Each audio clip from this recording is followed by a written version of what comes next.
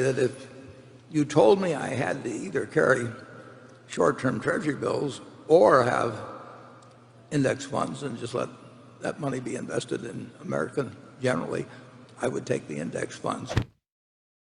Warren, you are a big advocate of index investing and of not trying to time the market.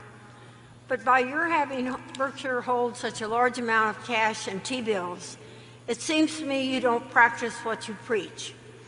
I'm thinking that a good alternative would be for you to invest most of Berkshire's excess cash in a well-diversified index fund until you find an attractive acquisition or buy back stock. Had you done that over the past 15 years, all the time keeping the $20 billion cash cushion you want, I estimate that at the end of 2018, the company's $112 billion balance in cash equivalents, and short-term investments in T-bills would have instead been worth about $155 billion. The difference between the two figures is an opportunity cost equal to more than 12% of Berkshire's current book value. What is your response to what I say? And I forgot to say the question is from Mike Elzhar, who is with the Colony Group located in Boca Raton, Florida. That's a perfectly decent question, and I wouldn't quarrel with the numbers. And I would say that is an alternative, for example, that my successor may wish to employ, because on balance I would rather own an index fund than carry treasury bills. I would say that if we'd instituted that policy in 2007 or 8, we might have been in a different position in terms of our ability to move late in 2008 or 2009. So it has certain execution problems with hundreds of billions of dollars than it does if you were having a similar policy with $1 billion or $2 billion or something of the sort. But it's perfectly rational observation, and certainly looking back on 10 years of a bull market, it really jumps out at you. But I would argue that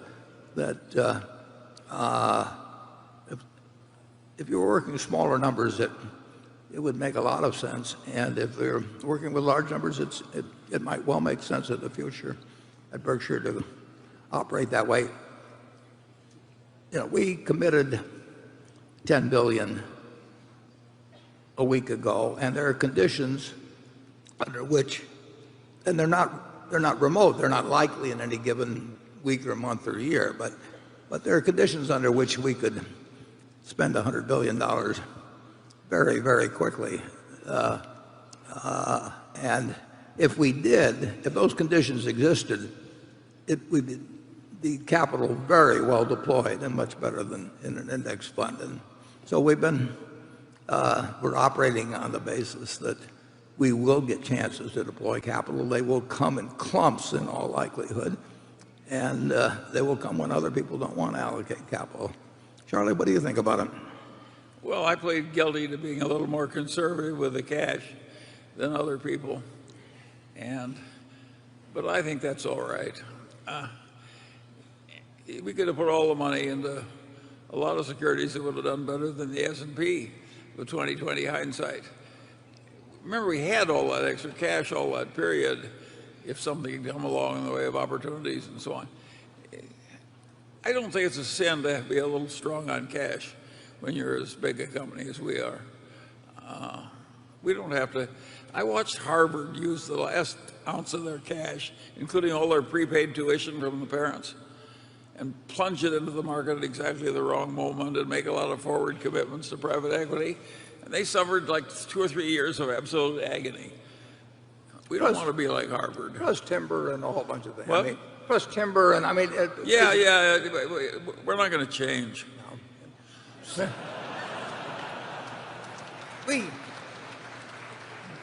We do like having a lot of money to be able to operate very fast and very big, and we don't. And maybe we won't. We know we won't get those opportunities frequently. I don't think.